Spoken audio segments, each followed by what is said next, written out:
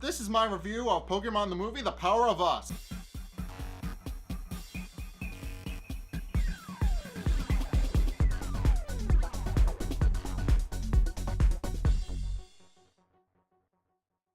Okay, so I love this movie. Just gotta get that out of the way right now. I love this movie. It was amazing. So, what it did was it essentially took Ash, obviously, but it also split the movie up across several different characters in the film, consisting of Risa, an older sister who is trying to catch an Eevee to prove to her brother that she can be a Pokemon trainer when he can't because he has a broken leg, and to also help her get back into a competitive scene again because she also broke her leg and can't do anything anymore. Callahan, who is trying to impress his niece with a bunch of lies that he's made up about himself and other people, and this ultimately comes back to bite him in the butt in the middle of the film. We also have Torin, a brilliant researcher but ultimately socially awkward, who's looking for a speaker for his presentation, who, surprise, surprise, winds up being Callahan after an arrangement they make.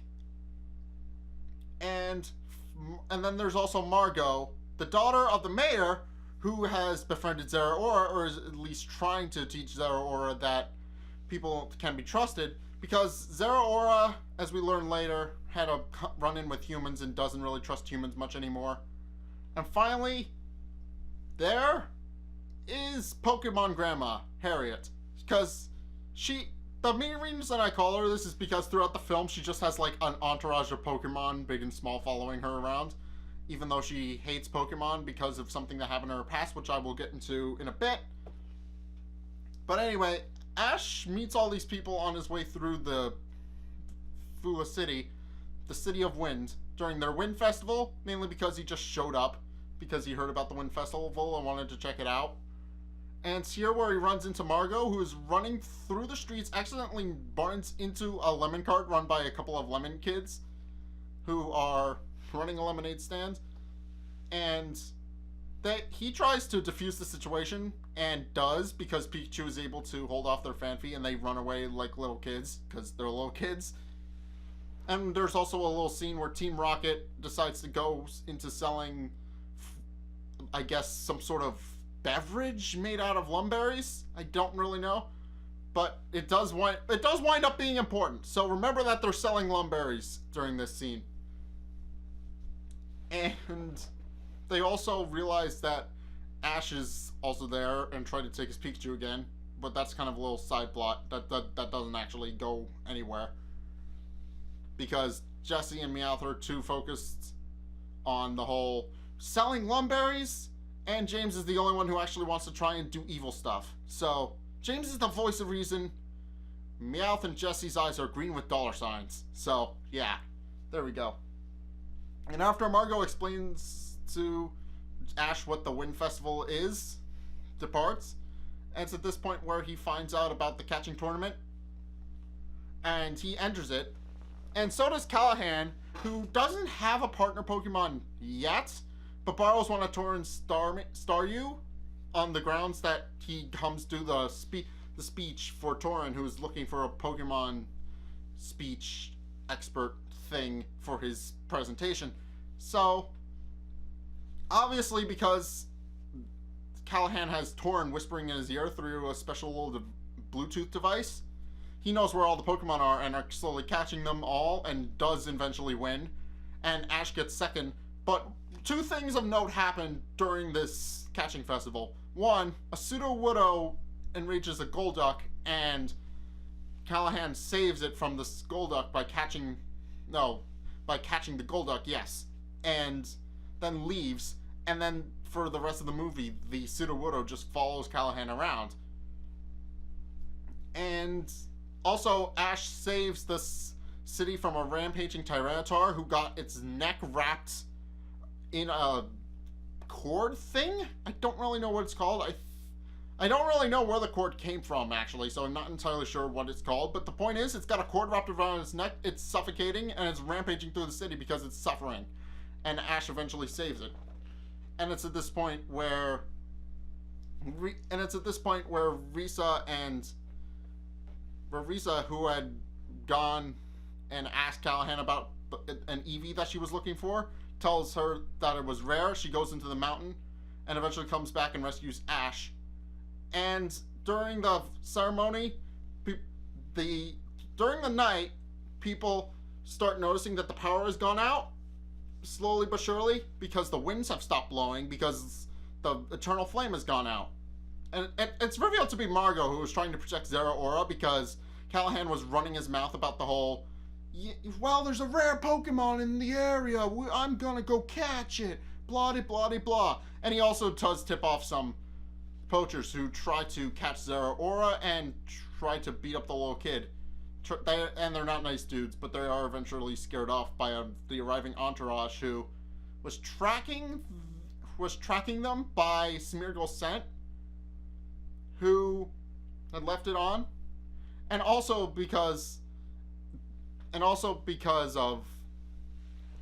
throughout this entire scene, we see that Harriet has indeed assembled quite a bit of Pokemon, because she went in to get some paperwork, got some sweet scent extract spilled on her, and by this point has gathered quite a large following of Pokemon, ranging from a Machamp and a couple other Pokemon. I think a Totodile, a Machamp, a Heracross, a Togepi, and some other Pokemon I don't remember. But yeah, she just has this entire following of Pokemon, and at this point starts laying on the porch and tries to shut them out, but they wind up sleeping on the porch anyway. But they eventually track down Margot, who's trying to protect Zeraora by calling off the Wind Festival, which doesn't exactly work. And it's also at this point where Callahan is caught in a lie, because of the whole, the whole lie about the whole thing. And he's eventually caught because during the scene, he is caught up in his lie, because Torrin accidentally plays the wrong footage of him giving advice to Callahan as he goes around catching the Pokemon, which points Callahan as a liar, and eventually his lies spiral out of control, and he vows to never be a Pokemon trainer ever again and never lie, and then just goes to sleep on the bench until he realizes that the winds have gone out the next morning. And as I said, they eventually figure out it's Margot, and then Margot reveals why she did it, that she wanted to protect Zeraora. I told you this, you know this already, but what happened was her dad then reveals the truth about why Zeraora is revealed not to be around the area, why they told that lie, because a lot of people, after Zeraora saved the Pokemon from fire, everybody tried to catch Zeraora, which did not really sit well with Zeraora. Zeraora tried to kill them all, but they eventually came up with the lie to protect Zeraora, that Zeraora had fled and anybody who entered the mountain was prohibited from doing so.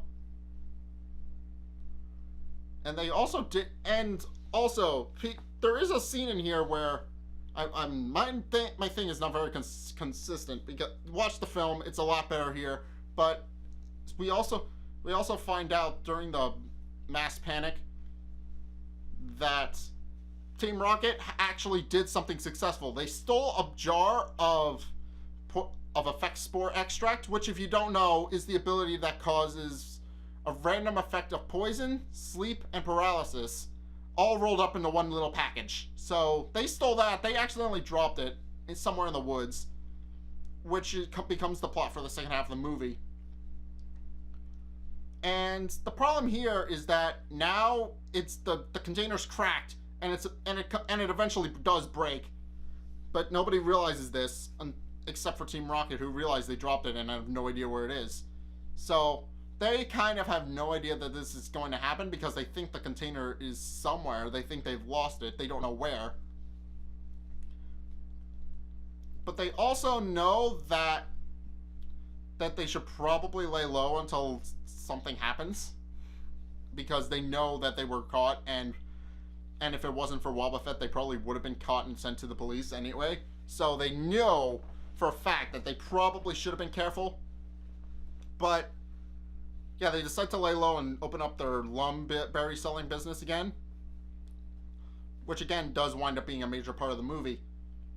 And it's at this point where, and I guess at this point, the jar finally breaks and the effects spore extract starts sweeping through the city and disrupting everything. And it's at this point where the power goes out, because without the wind there's no power, because everything is wind powered in the city of Fuma City. But the problem with that is that when the wind stops, the power goes out. Harriet, remembering that she built a giant fan thing on the hill many years ago and was the lead developer of it before she lost one of her Pokemon, which is revealed to be a Snubbull that died in the fire, and that's why she distrusts Pokemon so much. Goes with the help of Callahan, who has befriended and caught his pseudo-widow at this point and has become partners with it. Heads toward the thing, but is unfortunately stopped by the fire, and all the Pokemon try to help put it out, but ironically enough, it's Togepi that actually fully pulls it out, just because it bursts out like a big wave of water, and Callahan, there's like a little funny scene where Callahan just grabs the Togepi and wraps it up in his arms and keeps it secure and calm, because he knows now what would happen if it got too excited, which it did. It got excited, burst water everywhere, put the fire out. Meanwhile, Zeraora, who has just fought off poachers, was already previously injured, is in a lot of pain, goes to free the Pokemon in the city and save them from the fire, and Ash goes in to talk to him and try to be his friend, because he knows that Zeraora is probably lonely, and that's not a very good way to live. And it's when Zeraora almost accidentally injures all the Pokemon he just tried to save, and Ash protects them, that he realizes that some people are probably good people and should probably try to protect them. And there's also a speech in there, and there's also a speech after this between Zeraora and Margot that there are people who care about Pokemon, and she was curious if the Pokemon feel the other way around. Meanwhile, the smoke has spread a lot throughout the city. They haven't blown it out yet, and it's at this point where old Torin, who up to this point has been working on talking to people better, and eventually does in this moment, is trying to come up with a plan, and remembers that Team Rocket was selling lumberry extract, and uses it all to make a lumberry spray that he can use to remove the smoke from the area. And meanwhile, throughout all of this chaos and destruction and stuff that's happening, Risa is running through town with her Eevee, trying to restore the Eternal Flame by placing the little beacon that Margot stole back in the Eternal Flame, and they do succeed in getting rid of the smoke, because Torin is able to get the machine working with the help of Harriet and Callahan, but they have no way of getting the extract to the thing, and it's because now Callahan has a partner that he's able to finally trust somebody again, and Callahan and Sudowoodo combine forces to put the spray on the propeller, and the propeller just blows all of the smoke away.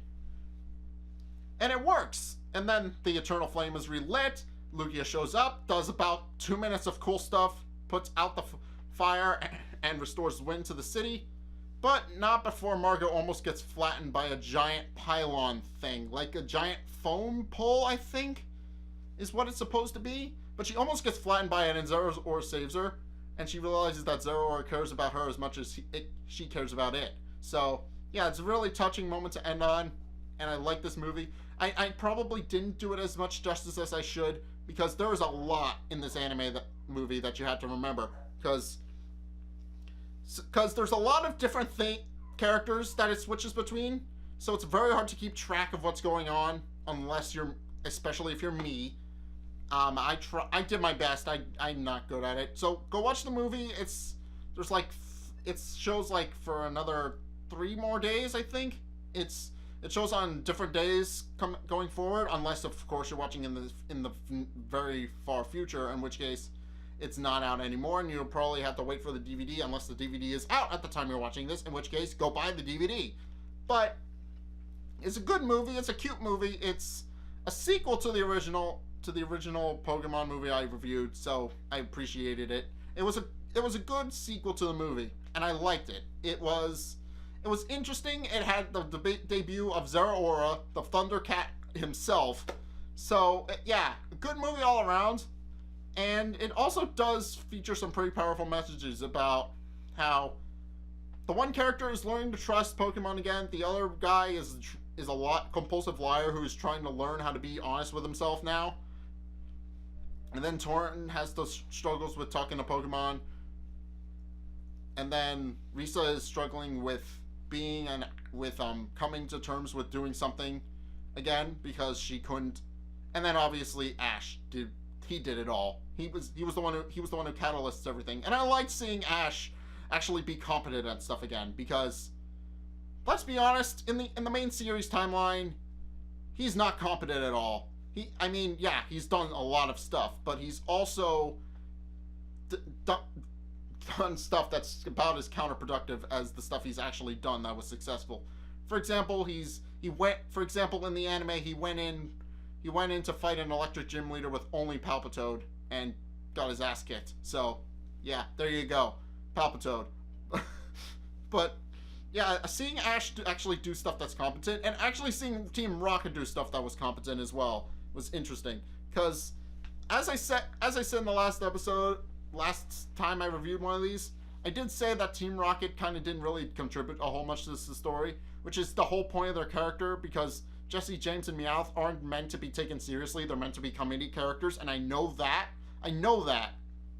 But in the way that they handled them in this one, showing that, yes, they actually did do something, and this something that they did actually had an impact on the story, was actually kind of interesting, and I like seeing that. But, yeah, there's not much else to the story, except that people just learn how to be true to themselves and learn how to be better people because of it.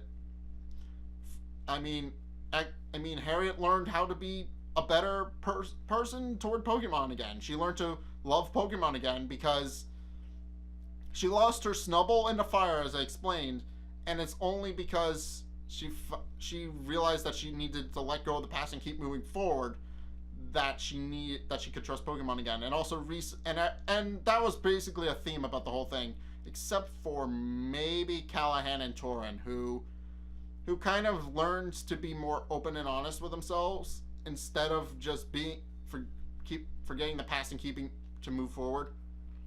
Because half the characters learned to move forward and forget about the past and not really let it go a little bit.